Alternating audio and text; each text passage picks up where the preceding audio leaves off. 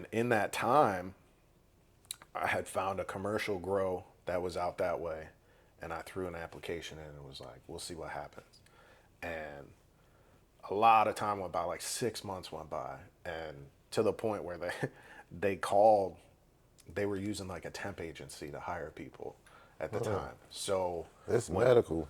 yeah, it's medical here, only medical. This was shit, what year? I don't know what year this was, but they ended up calling me, and I forgot I even put an application in. I think I was picking my wife up from work, and they were like, "Is this Nick?" I'm like, "Yo, I ain't got time for you." Like, I'm about to hang up, and they're like, "No, no, no, no, no, no." Said who it was, and I was like, "Oh, okay." Like, and that's how I got into the medical, like the commercial side of it. And I Yeah. got on a trim team, started there trimming for harvesting, doing all that, just seeing how everything is, and it How it was an work. eye opener because I went from, growing. The last time I grew was on a random dude's Yeah, farm in farm Canada, types. and Yeah. now I'm in a place that's It's got like a 400 facility. plants in one room, and they got like a bunch of rooms. So it's like, Yeah. damn, like All I right. missed out. Like, but just kind of worked my way up through that.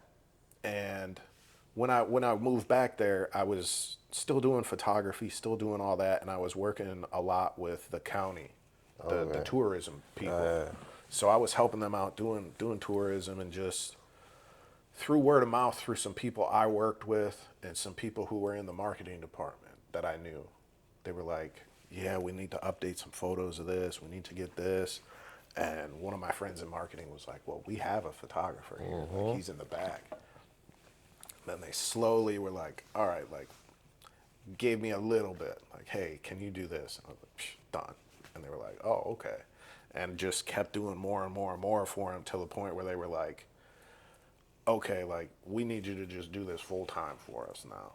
And I was like, "Okay, I can do that." So they made the position of like photography, video, all that. They made they built that position basically Yeah, for you. yeah, They hundred had a percent. need, and then it's like, "Well, we just need it." Yeah, yeah. They needed it, and I was like, I'm your dude." So Oh man, that's how I got back into cannabis. Everything started coming full circle, and that was when the fun conversations with the parents of like, "Yeah, like I know you used to yell at me for this, but I'm back in it, and I'm getting paid to getting do it paid to now." do that, So yeah, living it and up, man. yeah, so that's where I'm at. I've been at that company for about 5 years now, and over that's when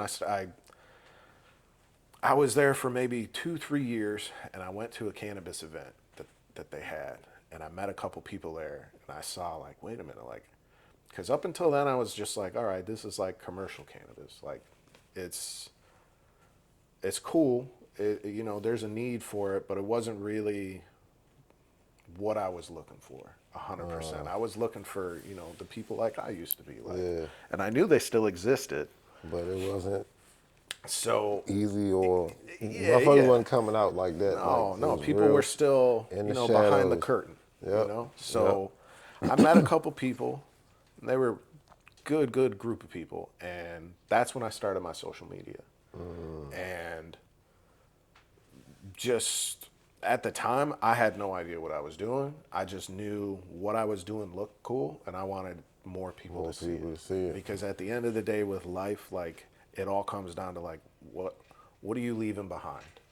That's how I always kind of look at it. Like, so in my head, I'm leaving behind like one, documentation of the strains that are here now, because like strains from 10 years ago, you can't really find them. Yeah, it says 20 gone. years ago, you're definitely not finding them.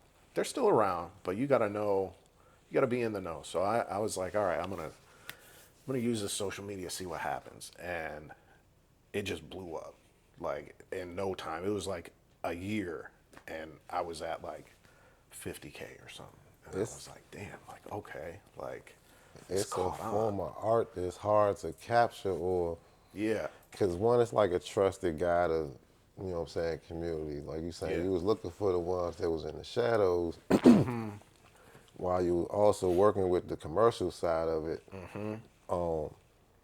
But it's not, growers aren't really that open with their, no, you know what I'm saying, their no, they're gardeners. still not, like, Still, which they shouldn't be. not now. No, It's more, you know what I'm saying, but like, people still want to see it, and it's like the way that you capture it in different types of ways too. You get the trichomes Yeah, the macro, the real up close. on the macro, and then you kind of set a trend with, because you was doing this for like you said 5, 6. You was doing this before Oh yeah, you yeah, was even with the company.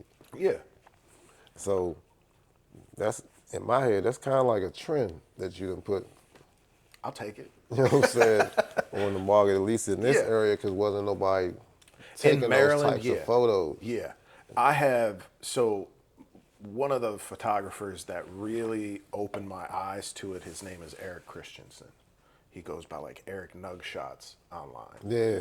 And I saw what he was doing, and I was just like, okay, I'm a photographer. I can figure this out. But I had no idea how he was getting things so crisp, so clear.